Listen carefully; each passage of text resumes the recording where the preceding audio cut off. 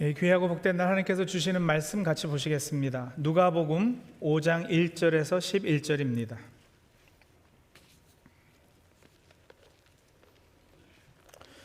신약성경 누가복음 5장 1절에서 11절 우리 한 절씩 교독식으로 읽겠습니다. 예수께서 게네사렛 호숫가에 서 계셨다. 그때에 무리가 예수께 밀려와 하나님의 말씀을 들었다. 예수께서 보시니 배 두 척이 호숫가에 대어 있고 어부들은 배에 내려서 물을 씻고 있었다. 예수께서 그 배 가운데 하나인 시몬의 배에 올라서 그에게 배를 무태서 조금 떼어 놓으라고 하신 다음에 배에 앉으시어 무리를 가르치셨다. 예수께서 말씀을 그치시고 시몬에게 말씀하셨다. 깊은 데로 나아가 그물을 내려서 고기를 잡아라. 시몬이 대답하였다. 선생님, 우리가 밤새도록 애를 썼으나 아무것도 잡지 못했습니다. 그러나 선생님의 말씀을 따라 그물을 내리겠습니다. 그런 다음에 그대로 하니 많은 고깃대가 걸려들어서 그물이 찢어질 지경이었다. 그래서 그들은 다른 배에 있는 동료들에게 손짓하여 와서 자기들을 도와달라고 하였다. 그들이 와서 고기를 두 배에 가득히 채우니 배가 가라앉을 지경이 되었다. 시몬 베드로가 이것을 보고 예수의 무릎 주님, 나에게서 떠나 주십시오. 나는 죄인입니다. 베드로 및 그와 함께 있는 모든 사람은 그들이 잡은 고기가 엄청나게 많은 것에 놀랐던 것이다. 또한 세베대의 아들들로서 시몬의 동료인 야고보와 요한도 놀랐다. 예수께서 시몬에게 말씀하셨다. 두려워하지 말아라. 이제부터 너는 사람을 낚을 것이다. 같이 읽습니다. 그들은 배를 무태된 뒤에 모든 것을 버려두고 예수를 따라갔다. 아멘. 성도님들, 질문 하나를 하겠습니다. 우리 성도님들께는 무엇이 절망입니까? 그리고 또 무엇이 희망이세요? 어떤 일이 생기면 이거 이제 끝이다 싶고 소망이 끊어지고 마음이 꺼져버립니까? 반대로 또 어떤 것이 있으면 그래, 이 정도면 살만하다 싶고 다시 숨이 쉬어집니까? 세상은 이렇게 말하죠. 빈 배는 절망이고 만선은 희망이다. 배가 비어 있으면 실패한 거고 배가 꽉 차 있으면 성공한 거라고요. 그런데 오늘 우리가 읽은 누가복음 5장은 그게 꼭 그렇지만은 않다고, 아니 오히려 그거는 착각일 수 있다고 말합니다. 오늘 말씀을 통해 성도님들 안에 있는 혹이라도 있을 수 있는 그 착각이 깨지는 은혜가 있기를 소원합니다. 성도님들, 빈 배는 절망이 아닙니다. 하지만 만선도 희망이 아닙니다. 오늘 본문에 보시면 배 한 척이 등장하죠. 시몬 베드로의 배예요. 이 배는 어떤 배냐? 지금 텅 비어있는 배입니다. 그런데 이게 오늘 장사 잘했다 하는, 물고기를 많이 잡아다가 이제 다 내려놔서, 그리고 그 고깃값도 잘 받아서 돈도 벌고 기분도 좋아서, 그래서 지금 이렇게 비어있는 배가 아니고요. 이 배는 밤새 애를 썼는데 고기 한 마리도 잡지 못해서 비어있는 배입니다. 여러분, 이 장면을 베드로의 입장에서 한번 상상해 보세요. 베드로는 가족이 있는 사람이에요. 아내도 있고 다른 복음서 보면은 장모도 있고 아마 자녀들도 있었을 거예요. 가족을 먹여 살릴 책임이 있는 사람입니다. 그런 사람이 밤새도록 애를 썼으나 아무것도 잡지 못했기에 그래서 결과는 빈배입니다. 그리고 그 옆에서 이렇게 그물을 씻고 있는 거예요. 그 갑갑하고 착잡한 심정이 느껴지시나요? 그 한국 EBS 방송에서 하는 골라듄 다큐라는 그 다큐 방송이 있어요. 제가 그 어부들 고기 잡는 다큐 영상을 이렇게 보니까 이게 이제 알고리즘 때문에 유튜브에서 계속 그런 것만 떠요. 가족을 위해 험한 바다로 향하는 어부들, 아내를 잃고 바다에서 힐링을 찾는 어부, 서울에서 치열하게 직장 생활하며 살다가 귀여 귀촌해서 고기 잡으면서 사는 분, 이런 진솔한 사람 사는 그 냄새 나는 인생 이야기를 들려줘요. 보면서 감동을 받기도 하는데, 근데 이제 어느 때는 한 마리도 잡지 못하고 빈배로 돌아오는 경우들도 있거든요. 근데 그럴 때 어부의 얼굴은 아무리 감추려 해도 그 실망감이 쉽게 감춰지지 않음을 보았습니다.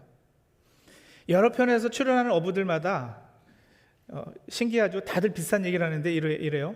욕심 부리지 않고 자연이 허락한 만큼만 가져가지요. 그렇게 말은 하는데 하여간 얼굴은 심란한 마음이 그대로 드러나 보이는 거예요. 밤새워 얼마나 고생했는지, 그러다 허탕을 치고 빈배로 돌아올 때 얼마나 허무할지 영상을 통해서도 고스란히 느껴졌습니다. 제가 이전에도 사실 이 본문 수도 없이 읽었지 않았겠어요? 이거에 기반한 찬양 있는 거 아시죠? 그러니까 낯선 본문은 아니에요. 그런데 그 다큐를 몇 번 보고 보니까 이게 새롭게 보이는 거예요. 감정이입이 되었거든요. 허탈한 마음으로 그물을 씻고 있는 베드로의 굽은 등, 그 뒷모습 한번 이렇게 그려보시라고요. 왜 그물을 씻고 있어요? 내일도 나가야 하니까요. 오늘 허창 쳤다고 내일을 포기할 수는 없잖아요. 근데 성도님들, 이게요, 그냥 옛날 어떤 한 어부 이야기만은 아니잖아요. 이 본문에 등장하는 배가 상징하는 거, 밤새 애썼으나 빈손이었던 어부의 모습 등을 통해서 성경이 이야기하고자 하는 바가 분명히 있지 않겠습니까?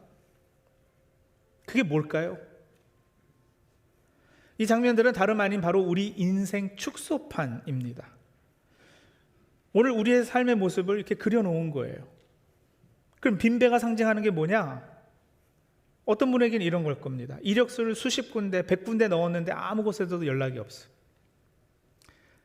내가 뭘 더 해야 하는가 하면서 집에 들어가는 발걸음이 무겁죠. 집에 도착해서는 차 안에서 한참 앉아 있다가 들어가요.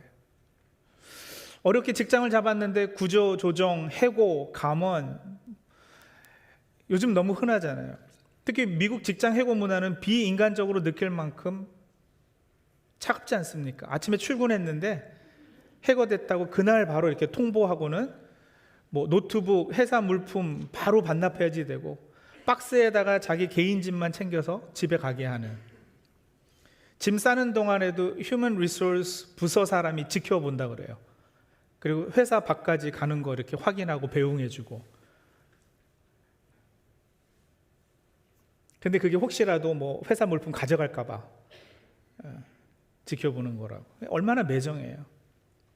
이렇게 많은 경우 내 실력 문제도 아닌데 삶이 그렇게 되면 격하게 흔들리잖아요.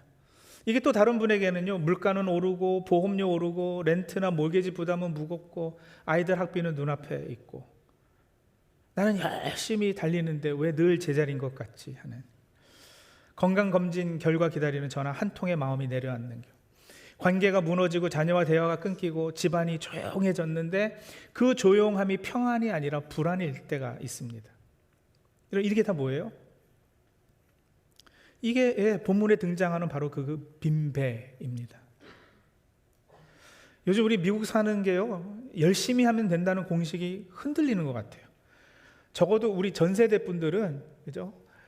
아침부터 저녁 늦게까지 일하고 투잡 뛰고 이랬지만 그 보상은 있었어요, 나름. 근데 요즘은 그렇지도 않은 것 같아요. 아니, 미국만이 아니라 세상이 불안해요. 경제도 정치도 국제 정세도 사회 분위기도 정말 미래 한 치 앞을 내다보지 못하겠는 이런 상황. 그러니 마음은 더 조급해지죠. 더 벌어야 할 것 같고, 더 쌓아야 할 것 같고, 더 안전장치를 만들어 놔야 할 것 같고.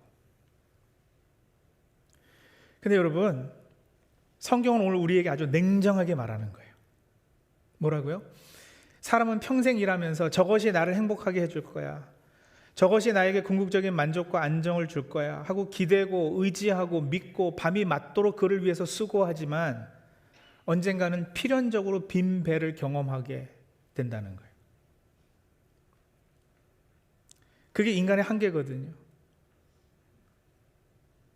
여러분, 사람은요, 살아가면서 누구를 막론하고 언젠가 한 번은 빈 배 경험을 하게 돼 있어요. 피해갈 수 없는 거예요.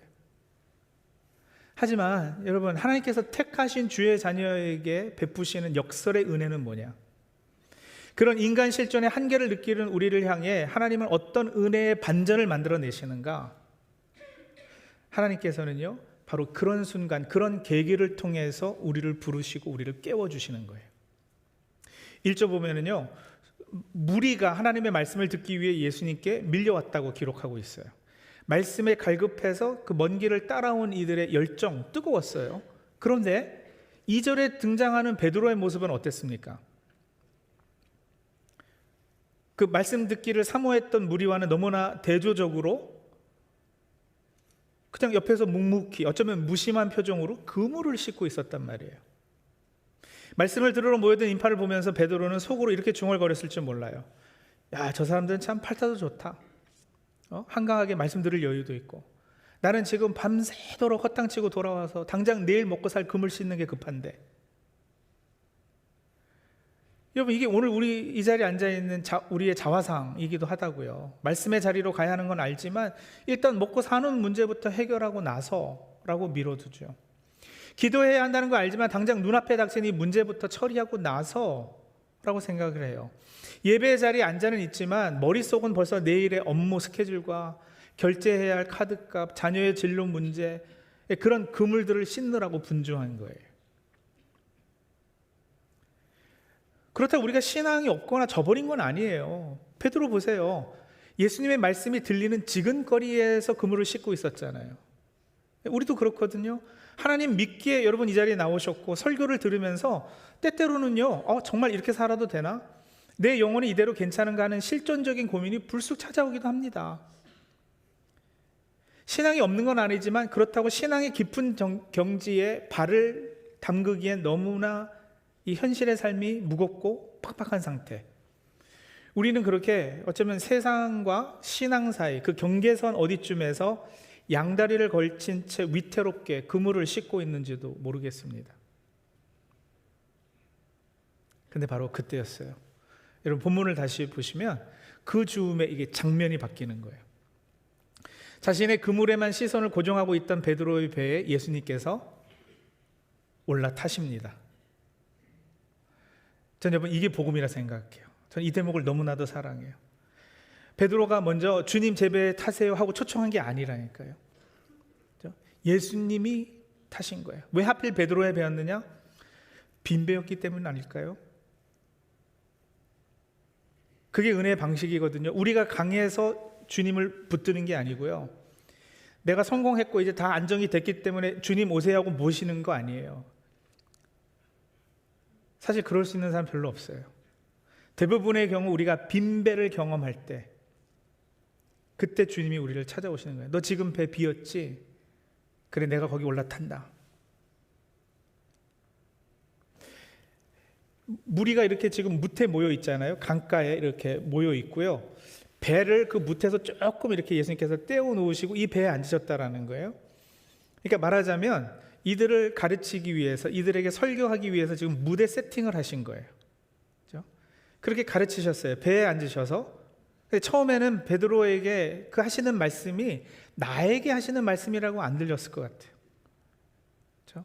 그물 씻느라고 바빠서, 내일 생각하느라고 바빠서, 허탕친 게 너무나도 속상해서. 그런데 어쨌든 이게 내 옆에서 내 배에 오르셔서 말씀하시니까 들리기 시작하는 거죠. 성도님들, 신앙이 자랄 때가 언제냐면요, 말씀이 좋은 이야기에서 끝나는 게 아니고요, 어느 날 갑자기 이게 지금 나에게 하시는 말씀으로 들릴 때가 있어요. 무리에게 말씀을 마치시고는 드디어 예수님이 베드로에게 직접 말씀하시거든요.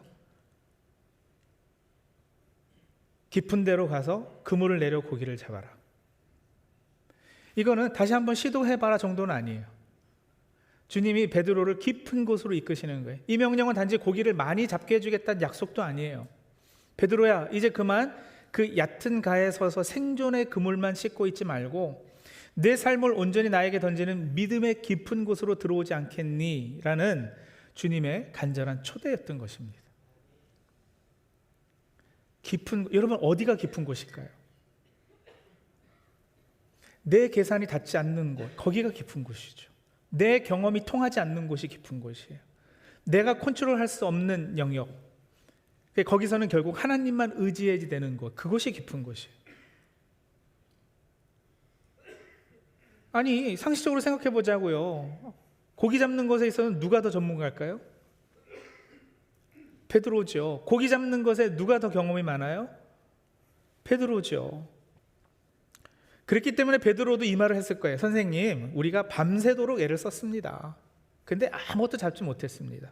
이건 현실 보고서고 팩트잖아요. 근데 거기서 멈추지 않고요. 이게 이제 은혜예요. 거기까지 했으면 그래서 소용없습니다, 안 해요, 이랬어도 되는데, 아니요, 베드로의 신앙이 시작되는 지점이 여기죠. 그러나 5절 후반부 보세요. 선생님의 말씀을 따라 그물을 내리겠습니다. 이 한 문장이 그의 인생을 바꿔놨어요.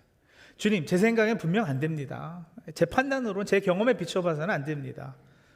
제 계산으로는 손해인데요. 지금 배를 물고 또 나가라고요? 기름값 들고 또 어부들 일당 줘야지 되고. 근데 그러지 않고요, 말씀하시니 말씀한 대로 따르겠습니다. 이걸 베드로의 믿음으로 보기보다 여러분, 예수님의 은혜가 거기서 작동하고 있었다, 이렇게 보시는 게 맞죠. 안 해요, 이게 아니고 따르겠습니다. 자, 근데 그렇게 했더니 어떻게 되었느냐? 물고기가 얼마나 많이 잡혔다고요? 6절 보세요. 그물이 찢어질 지경이 됐대요. 배 하나로 감당이 되지 않아서 친구의 배까지 불렀어요. 2배 가득 차서 7절 보시면 배가 가라앉을 지경이 되었습니다. 자, 그럼 여기서 우린 자연스럽게 이런 결론을 기대해요. 봐라, 예수 믿으니까 만선됐다. 예수님은 내 인생 문제 해결사시다. 기도하니까 다 풀리네. 주님, 이제 제 사업도 투자도 건강도 자녀의 진로도 쫙쫙 풀어주세요. 근데요, 본문이 글로 안 가요. 베드로의 반응이 완전히 달라요. 베드로가 예수님 앞에 엎드려요. 그러면서 뭐라 그러냐? 주님, 나에게서 떠나주십시오. 나는 죄인입니다. 여러분, 이거 이상하지 않나요? 이 본문 읽을 때 의아하지 않으셨어요? 어떻게 거기서 글로 가지? 그러니까 어브라함은 당연히 너무도 기대했던 만선이잖아요. 인생 대박 터졌어요. 빈배 문제가 해결됐어요. 근데 왜 갑자기 뜬금없이 어울리지도 않는 나는 죄인입니다, 이 소리가 나오느냐고요. 왜냐하면 여러분, 그 은혜의 작동으로 말미암아 주님이 베드로의 빈배 문제를 해결해 주시는 순간 베드로는 더 깊은 것을 본 겁니다. 내 문제는 물고기 없음이 아니었구나. 내 문제는 빈 배가 아니었구나. 내 문제는 내 안이 비어있는 것이구나. 성도님, 사람은 떡으로만 살지 않습니다.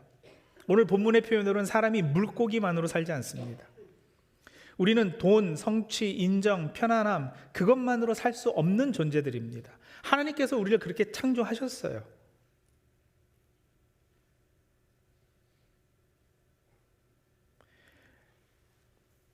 근데 그게 복음의 역사는 아니겠어요? 7절에서 빈 배 위에서 낙심하던 베드로가 8절에 와서는 만선 위에서 더 깊은 절망에 빠지는 거예요.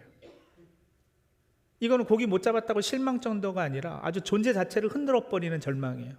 왜일까요? 고기가 너무 많아 배가 가라앉을 지경인데 왜 기뻐서 춤추는 대신 무릎을 꿇고 비명을 질렀을까요? 베드로의 의식 속으로 한번 들어가 봐야죠.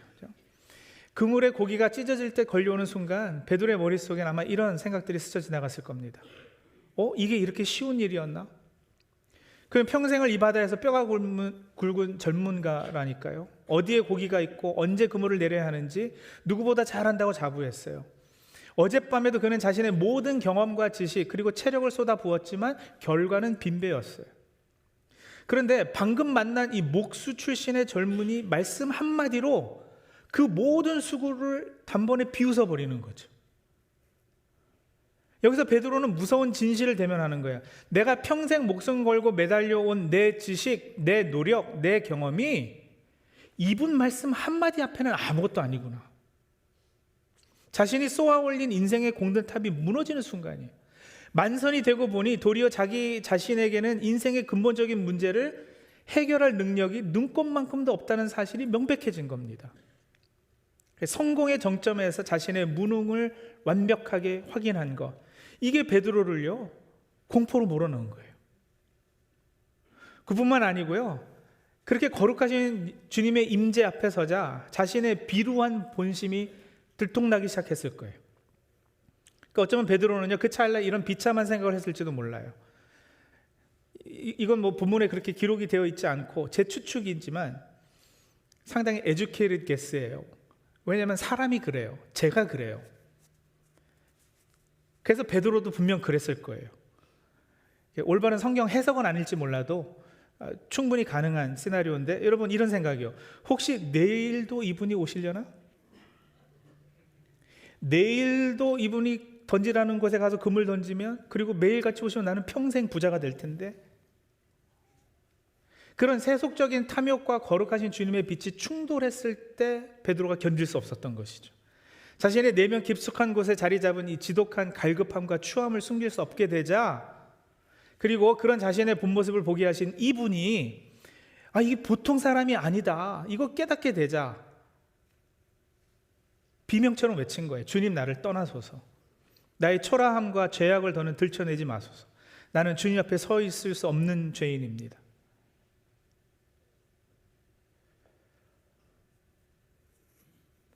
여러분, 제가 오늘 말씀드리고 싶은 게 이거예요. 아무리 세상의 것들로 가득 채워진 만선의 인생일지라도 그 배에 예수님이 타고 계시지 않으면 그 배는 빈 배입니다. 세상의 성공으로 배를 꽉 채웠지만 정작 그 배를 감당할 영적인 그릇이 비어있는 상태라면, 겉은 꽉 차 있는데 속은 텅 비어있는 인생이라면, 내 수고가 헛것임을 깨달았음에도 여전히 내일의 만선을 꿈꾸는 비참함이란, 그것이 바로 주님 없는 만선이 주는 거룩한 절망입니다. 이 절망을 통과하지 않고서는 우리는 결코 나를 떠나소서라는 고백을 넘어 나를 따르라는 주님의 음성을 들을 수 없을 겁니다. 왜냐하면 그 사람의 방황은 그치지 않을 것이기 때문에 그렇죠. 더 채우고 나아질 줄 알고 또 채워요. 그런데 목말라요. 더 불안해지고 더 예민해지고 더 외로워요. 여러분, 만선이 우리를 살려주지 못합니다. 만선은 잠깐 있게 해주는 마취일 수는 있어도 영혼을 살리는 희망이 아닙니다. 근데 세상은 자꾸 우리를 주입시킨다니까요. 조금만 더 벌면 행복할 거야. 조금만 더 성공하면 안정될 거야. 조금만 더 채우면 만족할 거야.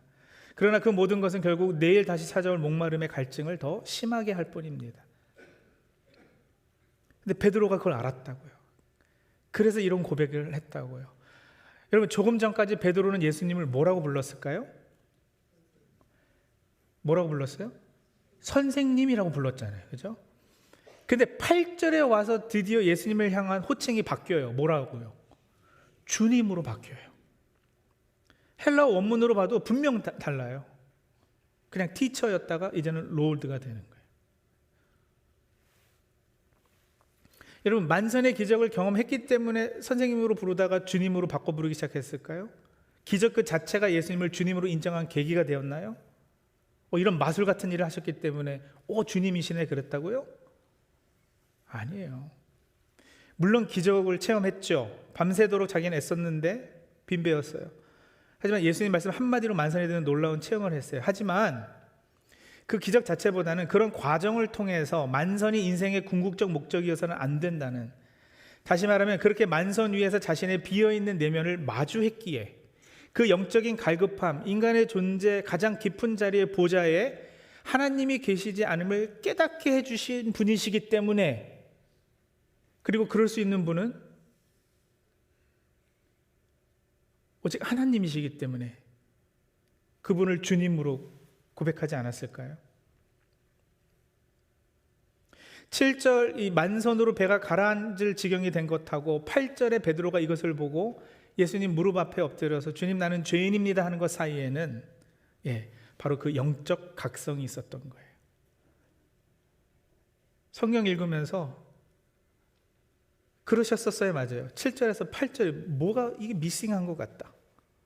어떻게 갑자기 여기서 글로 갈까? 그 영적 각성의 은혜가 있었던 거죠.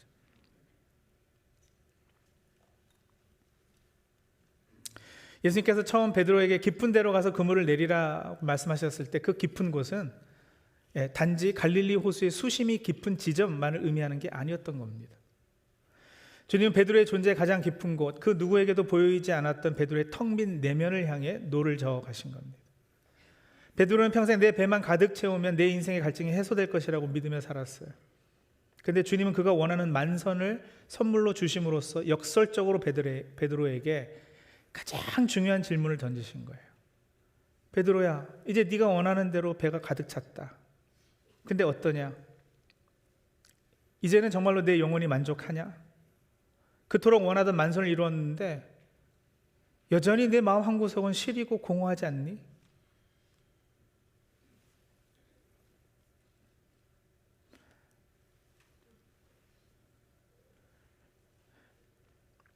여러분, 언제 우리가 만족할 만큼 소유를 채우고 누리고 살아요?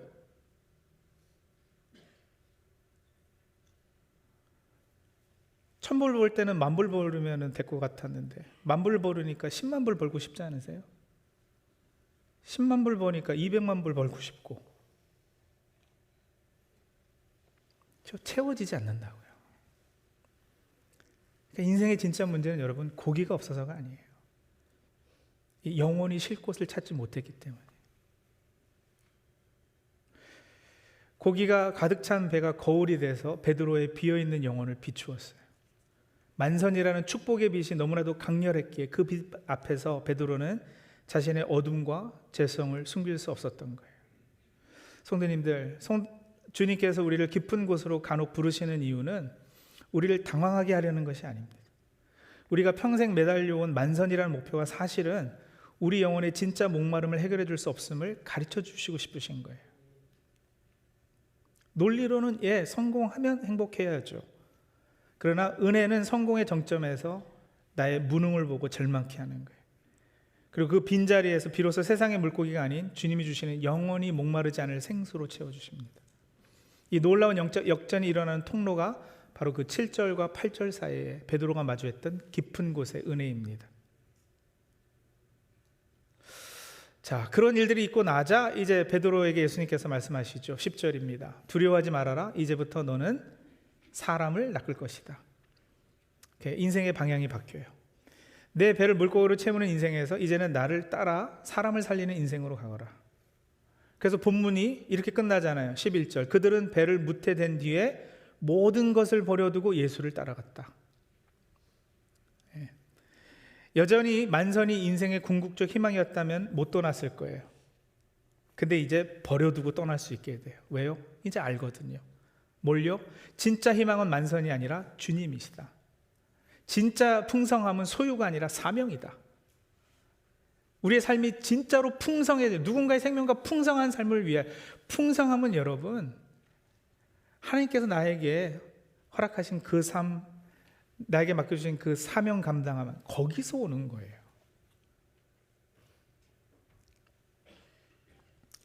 자, 이제 성도님들께 묻겠습니다. 우리 성도님들 지금 인생의 빈배를 혹시 경험하고 계십니까? 경제적으로, 건강으로, 관계로, 자녀 문제로, 미래의 불안으로. 그래서 마음이 초래하고 처량하세요? 내가 꿈꾸고 소망하던 것들로 배를 가득 채우지 못해서 소심해지셨습니까? 그렇다면 오늘 말씀 기억하세요. 빈배는 절망이 아닙니다. 오히려 빈배여야 주님께서 그 위에 오르십니다. 빈배는 축복일 수 있습니다. 주님의 섭리일 수 있습니다. 왜요? 빈배는 우리를 주님께로 돌이키게 하니까요. 주님, 제가 붙들 게 없네요. 이 고백이 시작되는 자리니까요. 이런저런 세상의 것들로 가득 차 있으면 예수님께서 올라타셔도 발디딜 곳이 없으셔요. 아니, 예수님은 분명 거기 계시겠죠. 우린 택한 주의 백성이니까. 근데 다른 것들이 이렇게 많이 꽉 차 있으니까 안 보이는 거예요, 주님이. 또 반대로 성도님들, 혹시 지금 만선이세요? 겉으로는 안정되어 있고 남들 보기엔 잘 이렇게 큰 문제 없는 통장도, 직장도, 노후 대책도. 근데 그때가 위험할 수 있죠. 왜냐하면 그때 우린 착각하거든요. 주님 없어도 그냥 충분히 살 수 있네. 그리고 그때가 위험한 거예요. 만선 속에 예수님이 내 배에 타고 있는 것이 인지되지 않으면, 그럼 그 배는 결국 빈배로 끝날 것이기 때문에 그래요. 누가복음 12장에 예수님이 이런 경고를 하셨어요. 어리석은 사람아, 오늘 밤에 내 영혼을 내게서 도로 찾을 것이다. 그러면 내가 장만한 것들이 누구의 것이 되겠느냐? 자기를 위해서는 재물을 쌓아두면서도 하나님께 대하여는 부여하지 못한 사람은 이와 같다. 이런 말씀도 하셨어요. 믿음이 적은 사람들아, 그러므로 너희는 무엇을 먹을까 무엇을 마실까 하고 찾지 말고 염려하지 말아라. 너희는 그의 나라를 구하여라. 그리하면 이런 것들을 너희에게 더하여 주실 것이다. 성도님들, 요즘 같은 불안한 시대에 우리가 붙들 희망은 다시 말씀드리죠. 만선이 아닙니다. 더 많이가 아닙니다. 더 확실한 안전장치가 아닙니다. 예수님이 내 인생의 배에 타고 계신가? 그 배의 선장이신가? 그게 전부입니다. 우리가 참으로 기대하고 소망하고 바라고 의지하고 믿고 살아야 할 것은 주님의 말씀과 나에게 허락하신 사명. 성도는 오늘 이렇게 기도하길 원합니다. 주님, 제 빈배에 올라타 주십시오. 또 주님, 제 세상 것들로 만선인 이 배에도 올라타 주십시오. 그리고 그렇게 주님을 초청한 우리 마음에 이런 고백이 함께 해야 될 것 같아요. 주님, 저는 죄인입니다. 주님, 제 인생은 주님 없이는 결국 빈배입니다. 주님, 이제 제 인생을 만선이 아니라 사명으로 살게 해주십시오. 성도들, 주님이 내 배에 타시면요, 상황이 당장 다 풀리지 않아도 내 영혼이 방황하지 않을 겁니다. 주님이 내 배에 타 계시면요, 세상이 흔들려도 내 중심이 무너지지 않을 겁니다. 주님이 내 배에 타시면요, 빈배의 날에도 주님이 함께 하신다는 확신 때문에 다시 일어설 수 있을 겁니다. 그리고 주님이 내 배에 타시면요, 만선의 날에도 그것이 나의 우상이 되지 못하도록 붙들어 주실 겁니다. 성도님들께서는 무엇을 절망으로 알고 계시고 무엇을 희망 삼아 계십니까? 기도하죠.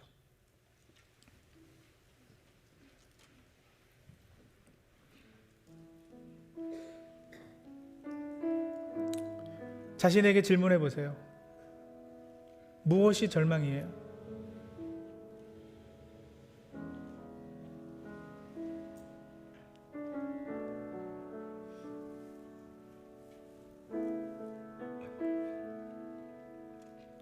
뭐가 사라지고 없어지면은 확 무너지시겠어요?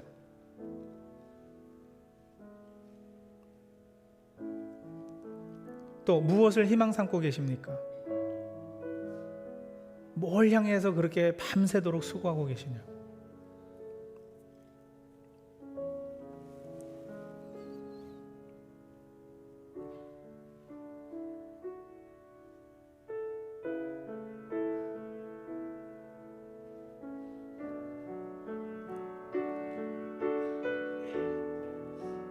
오늘 우리는 세례식을 거행했어요. 그냥 직장 다니고 결혼해서 가족이랑 보통 삶 사는 것 같이 이렇게 살았는데 어느 날 예수님께서 이렇게 딱 다가오시는 거죠. 전혀 교회, 신앙 이런 거 생각 안 하고 살았는데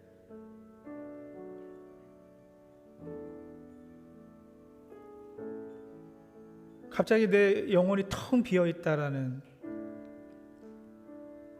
그 깨달음이 드는 거예요. 그 교회 가볼까? 교회 왔어요. 말씀이 들려요.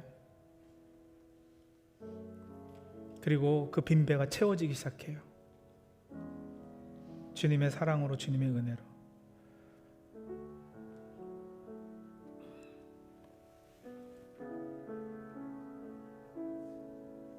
이건 사람이 만들어내는 거 아니에요. 하나님께서 하시는 일이에요. 그 질문에 답하시고요, 성도님들, 이렇게 기도하면 좋겠습니다. 인생의 빈배 앞에서 절망하지 않고 그 자리가 주님이 나를 찾아오시는 은혜의 시작임을 믿게 하여 주시옵소서. 그리고 또 사명에 대한 결단도 하면 좋겠습니다. 세상의 만선이 주는 일시적인 만족이 아니라 주님 모신 평안과 사람 낚는 사명의 기쁨을 누릴 수 있도록 도와주옵소서. 그렇게 기도하시겠습니다.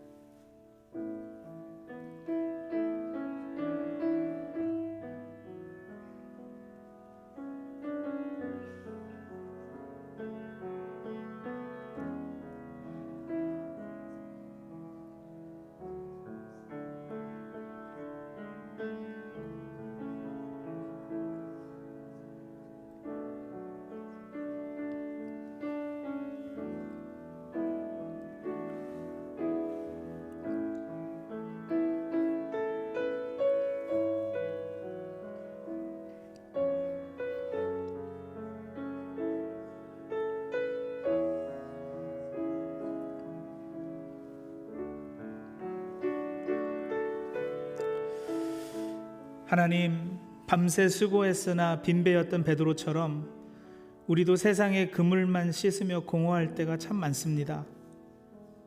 그러나 그런 우리의 빈배에 먼저 찾아와 주시니 감사합니다. 이제는 내 힘과 경험을 의지하던 얕은 갈을 떠나 말씀에 순종하여 깊은 곳으로 나아갈 수 있도록 도와주시옵소서. 만선의 성공보다 주님 한 분만으로 충분함을 고백할 수 있도록 해주시고, 사람 살리는 사명의 길을 걸으며 풍성한 삶을 누릴 수 있도록 역사하여 주시옵소서. 우리 인생의 참 주인 되신 예수 그리스도의 이름으로 기도합니다. 아멘.